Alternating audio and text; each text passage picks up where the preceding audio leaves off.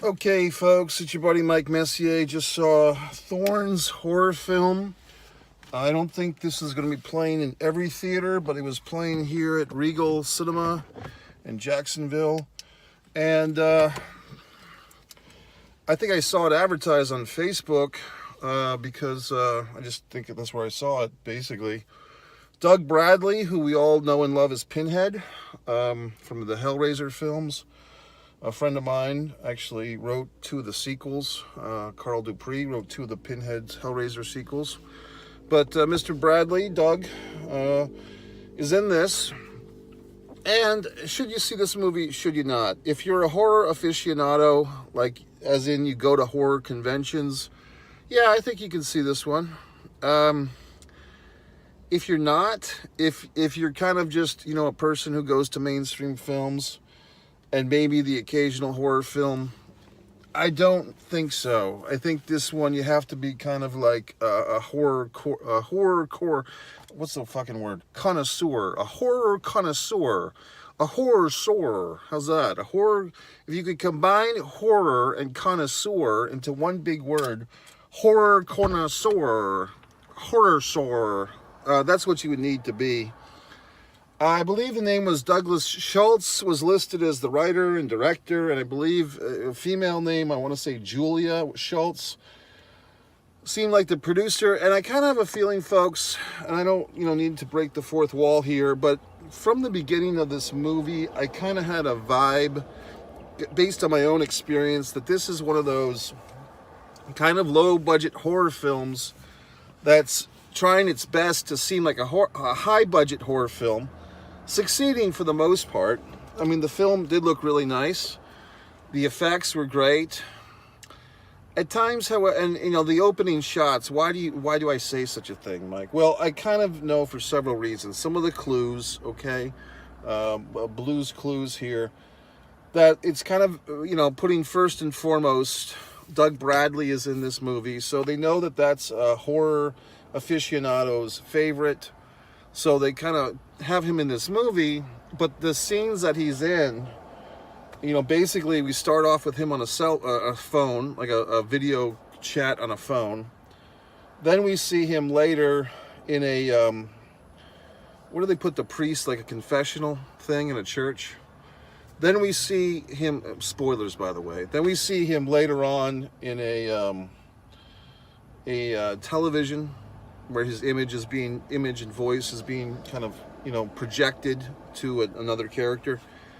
So basically, every time we see Mr. Bradley here, with the exception of the confessional scene where they have the lead actor with him, it feels as if he's in a vacuum, meaning that the actual actor filming these scenes is not required to really be interacting with a whole lot of other actors. He's doing a great job with his performance. He seems like he's got his lines fully memorized, and he's got conviction, and he's very good. He's a great actor, okay? But it doesn't seem like they really... It seems like one of these low-budget horror film tricks, because I've been on some of these sets. They basically hired this guy for one day. It was probably a long day. It was probably a 10 to 12-hour day. They paid him a fair amount of money. And they put him in a nice hotel, and they fed him with respect, and he shook hands and was a gentleman. And I'm not going to say it's not hard to do that, but if you've got the cash, baby, you can get a guy like Mr. Doug Stradley, or you can get Tony Todd or Robert Englund, like all these horror classic guys. They love to work, they love to get paid, they love to be treated well.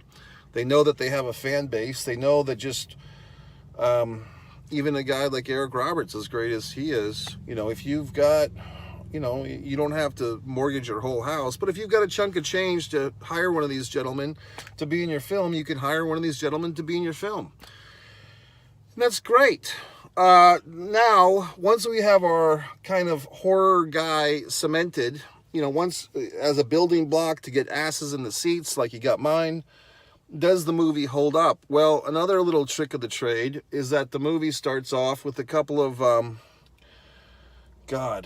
the fucking little ships that go in the sky. I'm drawing a blank here. I'm having a little amnesia. The little fucking, not the crane, but the fucking, God, what are those fucking things? You know, the little monster fucking thing. You put a camera in it and it flies in the air and it takes the image. It's a camera. God, it's the flying fucking camera thing that everybody has now. God, I'm just drawing a blank on the fucking name. Not crane. Oh, it's driving me up the fucking wall. You know what I'm talking about. When you have like the little helicopter, you know what I mean? And it fucking has the camera in it. So basically they have a couple of those shots at the beginning. Actually, they were really nice shots. They showed like a snowy terrain, like the priest guy is driving through this fucking snow and everything. And that was all. Now it's just driving me nuts, whatever that fucking word is, which we use it all the time now. And I can't check the goddamn phone because I'm using the goddamn phone to talk to you people. Anyway, so we see a couple of these shots, you know, high overhead. The shots look good. So whether it was Schultz or one of his associates or the cinematographer did a nice job. We get into the movie, and it's another one of these, you know, is this our universe? Is this a parallel universe just like ours? An alternate reality? There's outer space stuff going on. The church is sticking its nose in the outer space, which I thought was an interesting concept. What happens when the space world, you know, and the religious people try to get involved in that? Okay, interesting stuff. And then we kind of find out that we've got basically a singular contained horror film, which means most of the film is shot on one location, which is fine. And we have a pretty limited cast here, basically 3 principal actors for the most part.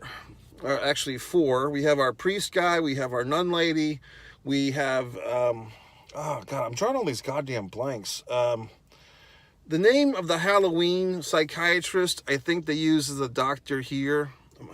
Dr. Marquise or whatever the fuck. I'm drawing a blank on all these goddamn things. Maybe I've been infected by the monster.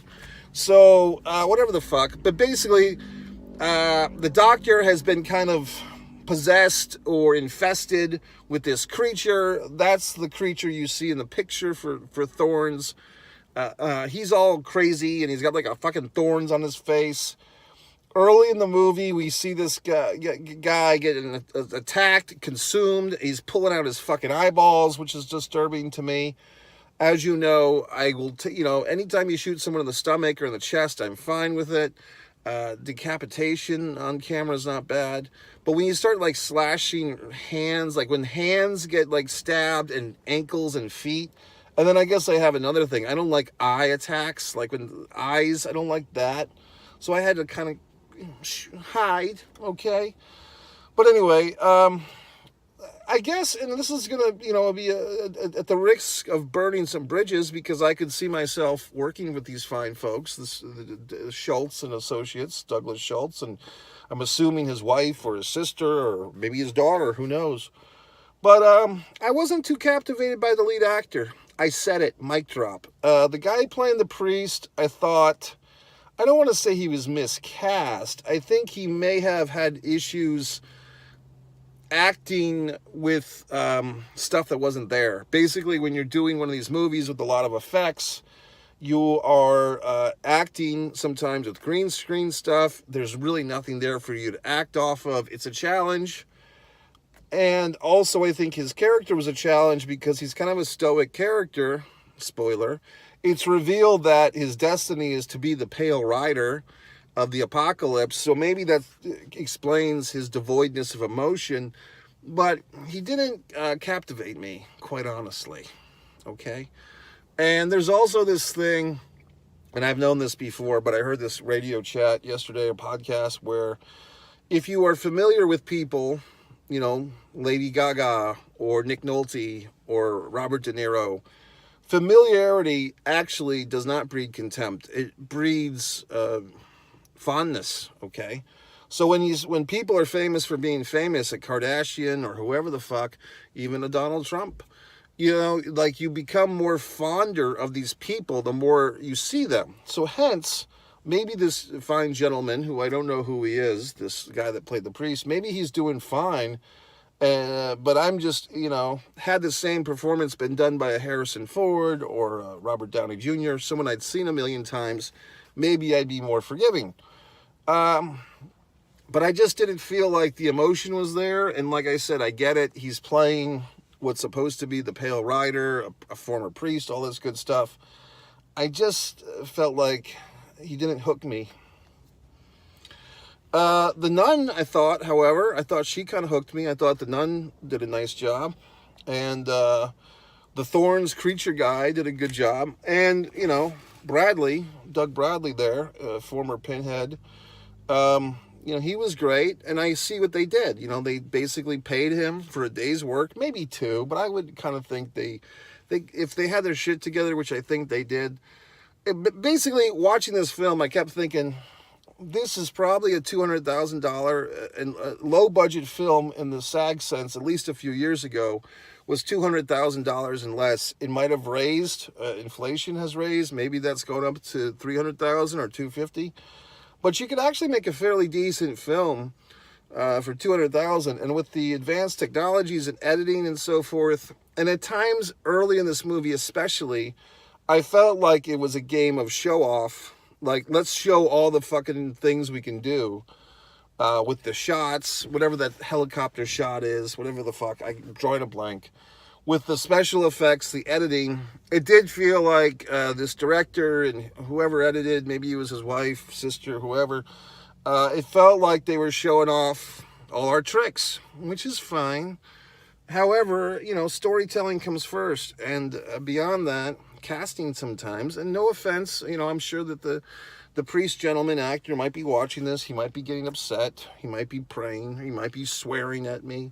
But I have to be honest, okay? So there you go, folks. So like I said, should you see it? Should you not? I think if you're a horror buff, because horror people are basically like pro wrestling fans, they will see everything in the genre. So whatever I say, it doesn't really matter. You're either going to see it or you're not. And you might find this review as confirmation bias. And I give this thing like a 3-star type of deal. Funnily, see, that's the thing. Jacksonville, where I live, has a lot of cool stuff going on, but a lot of people just don't know about the stuff going on. There was not a lot of people in this theater tonight. I got in there. There was a couple, okay? I think they probably, like, just judging them, like, they got up and left at a certain point in the film, and it was one of the more brutal attacks. I think they thought they were going to go see a religious movie, and instead they're seeing a horror movie. So I think they got kind of freaked out. That's another thing with this. I kind of had the feeling, without even knowing any of these people, I'm just making up these stories, but it kind of felt like this Schultz character was probably someone that was like into horror film first, and then somehow got into Christianity a few years ago, and then he had this marvelous idea. I'm going to use my knowledge of horror to create a religious film that's going to teach people stuff. And then he did, okay? So it's all a warning. It's all a metaphor. Very good. What else? I don't know if horror and Christian advocacy or warnings of mankind's failure, it comes off, it's fine, but it does come off heavy-handed. And at least for me, I didn't sit there and say, oh my God, now life makes sense and I'm going to go out and be a better person. It's like, okay, that's the movie. A friend of mine told me how the Insane Clown Posse had like this whole gimmick for years and years about what they're who was the great Malenko and who this, that, and the other.